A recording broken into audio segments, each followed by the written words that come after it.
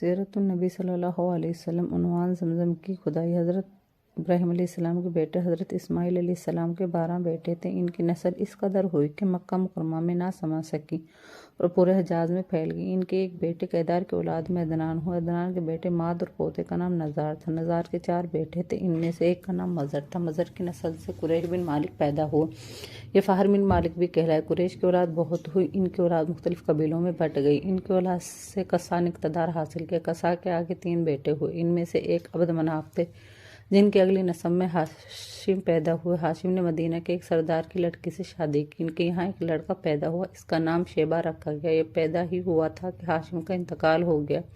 ان کے بھائی مطلب مکہ کے حاکم ہوئے۔ ہاشم کا بیٹا مدینہ منورہ میں پرورش پاتا رہا۔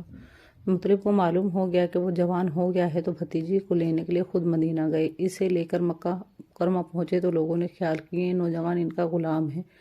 مطلب نے لوگوں کو بتایا یہ ہاشم کا بیٹا اور میرا بھتیجا ہے۔ اس کے باوجود لوگوں نے اسے مطلب کا غلام ہی کہنا شروع کر دیا۔ اس طرح شیبہ کو عبد المطلب کہا جانے لگا۔ انہیں عبد المطلب کے یہاں ابو طالب، حمزہ، عباس، عبداللہ، ابو لہب، حارث، زبیر، زرار اور عبد الرحمن پیدا ہوئے۔ ان کے بیٹے عبداللہ سے ہمارے نبی حضرت محمد صلی اللہ علیہ وسلم پیدا ہوئے۔ عبد المطلب کے تمام بیٹوں میں حضرت عبداللہ سب سے زیادہ خوبصورت اور سب سے زیادہ پاک دم تھے۔ عبد المطلب کو خواب میں کنواں کھودنے کا حکم دیا گیا، یعنی حضرت اسماعیل علیہ السلام کے کنویں کو۔ اس کنویں کو قبیلہ جرہم کے سردار مزاج نے پاڑ دیا تھا۔ قبیلہ جرہم کے لوگ اس زمانے مکہ کے سردار تھے، بیت اللہ کے نگران تھے۔ انہوں نے بیت اللہ کی بے حرمتی شروع کر دی۔ ان کا سردار مزاج بن عمرو تھا، وہ اچھا آدمی تھا۔ اس نے اپنے قبیلے کے لوگوں کو سمجھایا کہ بیت اللہ کی بے حرمتی نہ کرو، مگر ان پر اثر نہ ہوا۔ جب مزاج نے دیکھا کہ ان پر کوئی اثر نہ ہوتا تو قوم کو اس کے حال پر چھوڑ کر وہاں سے جانے کا فیصلہ کیا۔ اس نے تمام مال و دولت، تلواریں اور زرہیں وغیرہ خانہ کعبہ سے نکال کر زمزم کے کنویں میں ڈال دی اور مٹی سے اس کو پاڑ دیا۔ کنواں اس سے پہلے ہی خشک ہو چکا تھا، اب اس کا نام و نشان مٹ گیا۔ مدتوں یہ کنواں بند پڑا رہا۔ اس کے بعد بنو قزا نے بنو جرہم کو وہاں سے مار بھگایا۔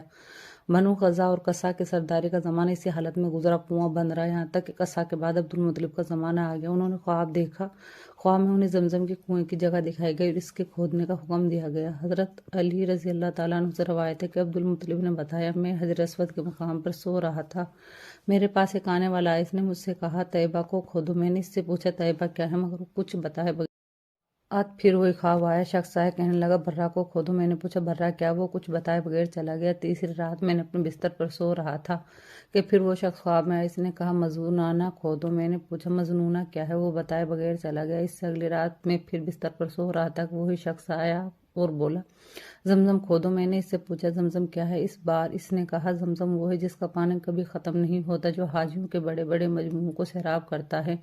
عبد المطلب کہتے ہیں میں نے اس سے پوچھا یہ کنواں کس جگہ ہے، اس نے بتایا یہاں گندگی اور خون پڑا ہے اور کنواں ٹھونگے مار رہا ہے۔ دوسرے دن عبد المطلب اپنے بیٹے حارث کے ساتھ وہاں گئے۔ اس وقت ان کے یہاں ایک ہی لڑکا تھا۔ انہوں نے دیکھا وہاں گندگی اور خون پڑا ہے اور ایک کنواں ٹھونگے مار رہا تھا۔ اس جگہ کے دونوں طرف بت موجود تھے اور یہ گندگی اور خون دراصل ان بتوں پر قربان کیے جانے والے جانوروں کا تھا۔ پوری نشانی مل گئی تو عبد المطلب کدار لے آئے اور کھدائی کے لیے تیار ہو گئے، لیکن اس وقت قریش وہاں آ پہنچے۔ انہوں نے کہا اللہ کی قسم ہم تمہیں یہاں کھدائی نہیں کرنے دیں گے، تم ہمارے ان دونوں بتوں کے درمیان کنواں کھودنا چاہتے ہو جہاں ہم ان کے لیے قربانیاں کرتے ہیں۔ عبد المطلب نے ان کی بات سن کر اپنے بیٹے حارث سے کہا تم ان لوگوں کو میرے قریب آنے نہ دو، میں کھدائی کا کام کرتا رہوں گا، اس لیے کہ مجھے جس کام کا حکم دیا گیا ہے میں اس کو ضرور پورا کروں گا۔ قریش نے جب دیکھا کہ وہ باز آنے والے نہیں تو رک گئے۔ آخر انہوں نے کھدائی شروع کر دی۔ جلد ہی کنویں کے آثار نظر آنے لگے۔ یہ دیکھ کر انہوں نے اللہ اکبر کا نعرہ لگایا اور پکار اٹھے یہ دیکھو یہ اسماعیل علیہ السلام کی تعمیر ہے۔ جب قریش نے دیکھا کہ انہوں نے کنواں تلاش کر لیا ہے تو انہوں ان کے پاس آئے اور کہنے لگے عبد المطلب اللہ کی قسم یہ ہمارے باپ اسماعیل علیہ السلام کا کنواں ہے اور اس پر ہمارا بھی حق ہے، اس لیے ہم اس میں تمہارے شریک ہوں گے۔ یہ سن کر عبد المطلب نے کہا میں تمہیں اس میں شریک نہیں کر سکتا، یہ مجھ اکیلے کا کام ہے۔ اس پر قریش نے کہا تب اس معاملے میں ہم تم سے جھگڑا کریں گے۔ عبد المطلب بولے کسی سے فیصلہ کرا لو۔ انہوں نے بنو سعد ابن حزیم کے کہنہ سے فیصلہ کرانا منظور کیا۔ یہ کہنہ ملک شام کے بالائی علاقے میں رہتی تھی۔ آخر عبد المطلب اور دوسرے قریش اس کی طرف روانہ ہوئے۔ عبد المطلب کے ساتھ عبد مناف کے لوگوں کی ایک جماعت تھی، جبکہ دیگر قبائل قریش کی بھی ایک جماعت ساتھ تھی۔ اس زمانے میں ملک حجاز اور شام کے درمیان ایک بیابان میدان تھا، وہاں کہیں پانی نہیں تھا۔ اس میدان میں ان کا پانی ختم ہو گیا، سب لوگ پیاس سے بے حال ہو گئے۔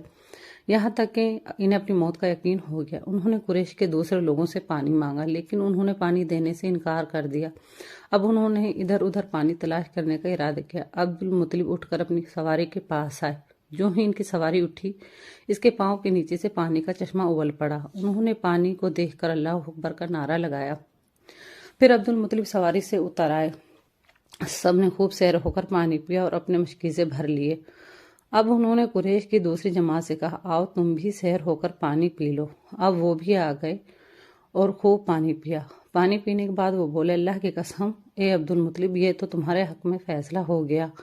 اب ہم زمزم کے بارے میں تم سے کبھی جھگڑا نہیں کریں گے۔ جس ذات نے تمہیں اس بیابان میں سیراب کر دیا، وہی ذات تمہیں زمزم سے بھی سیراب کرے گا، اس لیے یہیں سے واپس چلو۔ اس طرح قریش نے جان لیا کہ اللہ تعالیٰ عبد المطلب پر مہربان ہے، لہٰذا ان سے جھگڑنا بے سود ہے اور کہنا کے پاس جانے کا کوئی فائدہ نہیں۔ چنانچہ سب لوگ واپس لوٹے اور واپس آ کر عبد المطلب نے پھر کنویں کی کھدائی شروع کر دی۔